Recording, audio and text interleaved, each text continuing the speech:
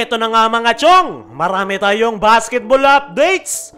Poy Eram, gaano katotoong mapupunta ng Barangay Ginebra? Troy Rosario, may request sa Barangay Ginebra. Ito ngang si Troy Rosario mga chong, ay ang pinakabagong kabarangay matapos nila itong makuha sa unrestricted free agency. At paniguradong malaki nga ang magiging impact nito para sa Barangay Ginebra. Pero meron ngang mga inire-request itong si Troy Rosario sa kanyang panibagong koponan. Unang-una syempre ay playing time. Ngayong nakapirma na si Troy sa Barangay Ginebra, ay playing time nga ang kanyang unang nire-request sa coaching staff. At panigurado naman na mabibigyan siya ng magandang playing time ni Coach Tim Cone dahil kulang na kulang nga sila sa front court position.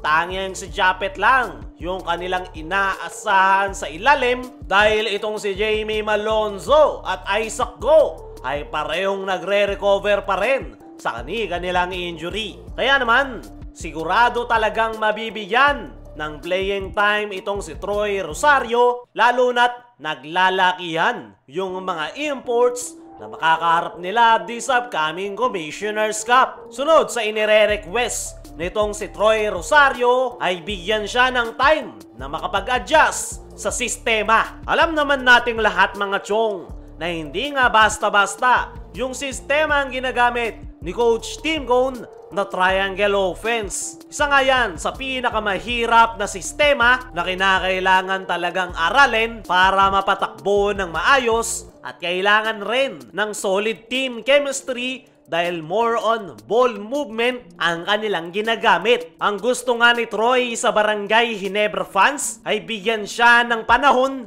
para makapag-adjust. Mukhang ang gusto niyang sabihin dyan ay wag agad mag-expect ang Barangay Ginebra fans na maganda ang kanyang ipapakitang performance. At tama naman dyan si Troy Rosario. Dahil gaya ng sabi natin kanina, hindi basta-basta ang triangle offense, kailangan talagang aralin. Ang gusto lang ni Troy ay makapag-focus sa adjustment para mabilis siyang maka-adapt sa sistema at makabuo ng chemistry kasama ng kanyang mga bagong teammates. So ngayon, yan lang ang gusto nitong si Troy Rosario. Playing time at bigyan siya ng panahon para makapag-adjust. At panigurado, once na magawa ni Troy Rosario na makapag-blend sa Barangay Ginebra, ay panigurado malaki ang magiging impact nito sa koponan ni Coach Tim Cone this upcoming Commissioner's Cup, lalong-lalo na pagpasok ng All-Filipino Conference. Naniniwala ko mga chong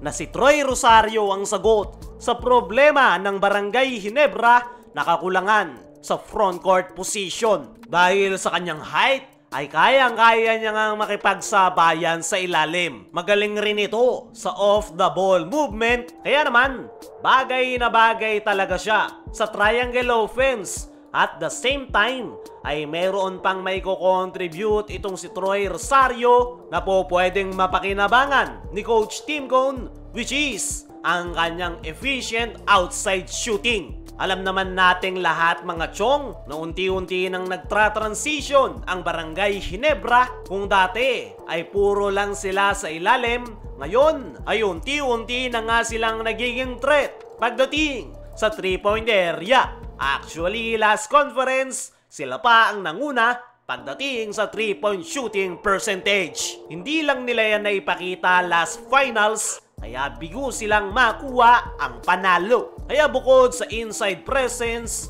ay pwede ding makatulong si Troy pagdating sa outside shooting. Dumako naman tayo dito sa kabilang balita. Poy Eram, gaano katotoong mapupunta ng Barangay Ginebra? Matapos makuha itong si Troy Rosario, ay mukhang hindi pa tapos ang Barangay Ginebra na mas patibayin ang kanilang front court position. Dahil ayon sa podcast ni Snow Badwa na No Cooking Show, ay nabanggit nga nito na kinukuha ng TNT tropang Giga si Christian Stan Hardinger sa Terra Firma Jeep at ang ibibigay raw ng TNT ay itong si Poy Eram na kukuhanin naman raw ng Barangay Ginebra. Panigurado, maraming Barangay Ginebra fans ang aalma dyan dahil alam naman nating lahat na si Poy Eram ang pinakakinaiinisan ngayon ng Barangay Ginebra fans. Resibo na lang ay ang nakalipas na PBA Finals kung saan inaasar ng Barangay Ginebra fans na iyakin si Poy Eram. Pero ang tanong, may katotohanan nga ba? Nakukuhanin ng Barangay Ginebra itong si Poy Eram. As of now nga mga chong, ay si Snow Badwa at Homer Saison ang nagsasabi na papunta raw ng Ginebra itong si Poy Eram dahil naghahanap nga raw ang kupunan ni Coach Tim Cone ng big man na pwedeng makatulong sa kanila sa loob ng painted area. Para sa akin mga chong ay makakatulong itong si Poy Eram dahil sa kanyang height. Pero kung ako ang tatanungin ay mas magandang wag nang kuhanin pa ng Barangay Ginebra ang nasabing big man. Dahil unang-una, hate na hate nga ito ng Barangay Ginebra fans. Pangalawa ay masyadong mareklamo itong si Poy Eram. Possible na masira lang ang kanilang laro once na magsimula ng magreklamo si Eram. Marami namang mga big man dyan na pwedeng kuhanin. Pero tingnan na lang natin yung magiging latest update kung magkakatotoo ba ang sinasabi na yan ni Snow Badwa na Poy Eram sa Ginebra. Kayo mga chong, ano ang masasabi nyo sa Poy Eram sa Ginebra? Ano rin yung masasabi nyo patungkol sa request ni Troy Rosario? I-comment mo lang dyan sa ibaba.